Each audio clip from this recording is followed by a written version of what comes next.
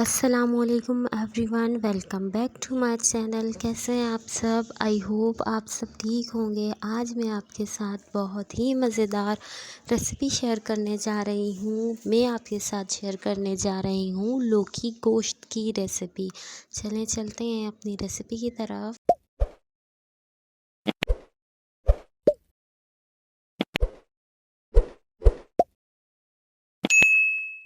यहाँ सबसे पहले पतीले में मैंने 1/3 कप ऑयल ऐड कर दिया। इसे अच्छे तरीके से गरम करने के बाद मैं इसमें बड़े साइज़ की प्याज ऐड करूँगी। प्याज जो मैंने ली है वो काफ़ी बड़े साइज़ की, अगर आपके पास छोटी हो तो आप 2 अदद ले लीजिएगा और इसे स्लाइसिस में कट करने के बाद इसमें ऐड कर दें।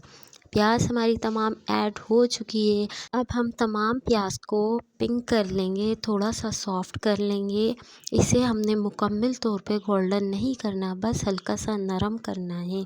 आप इसे इसी तरीके से, जिस तरीके से स्टेप बाय स्टेप मैं आपको बता रही हूँ, आपने भी इसे ऐसे ही करना है। यहाँ देखें ये सॉफ्ट हो चुकी है। अब मैं इसमें बीफ ऐड कर दूँगी।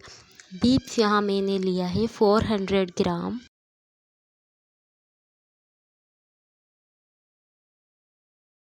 अब मैं इसमें ऐड कर दूंगी 1 चम्मच अदरक लहसुन का पेस्ट, आधा चम्मच हल्दी पाउडर, 1 चम्मच सुर्ख मिर्च पाउडर, आधा चम्मच धनिया पाउडर, नमक हस्बे ज़रूरत। इसके बाद मैं इसमें ऐड कर दूंगी 1.5 गिलास पानी के। अब इस पानी में हमें बीफ को अच्छे तरीके से गलाना है। यहाँ बीफ अच्छे तरीके से गल चुका है और मैं इसे स्पून की हेल्प से चेक करके आपको दिखाती हूँ। ये देखें बीफ 80 to 90% कुक हो चुका है। अब मैं इसमें ऐड कर दूँगी 1 अदद टमाटर बड़े साइज़ का, 5 अदद हरी मिर्चें। इन सब को ऐड करने के बाद हम इसमें ऐड करेंगे 1 पाव लौकी।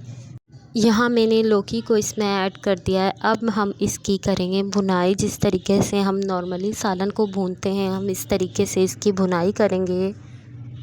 यहाँ 15 से 20 मिनट में इसकी भुनाई करूँगी। भुनाई कंप्लीट होने के बाद हम इसमें आधे गिलास से ज़्यादा पानी ऐड कर देंगे। पानी ऐड करने के बाद अब हम इसमें ऐड करेंगे 1/4 चम्मच पिसा हुआ गरम मसाला।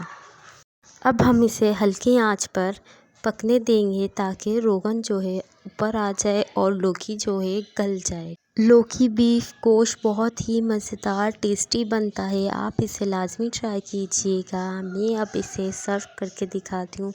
तो यहाँ मैंने सर्विंग प्लेट में से निकाल लिया है। ये बहुत ही मज़ेदार बना था। आप इसे लाजमी ट्राई कीजिए।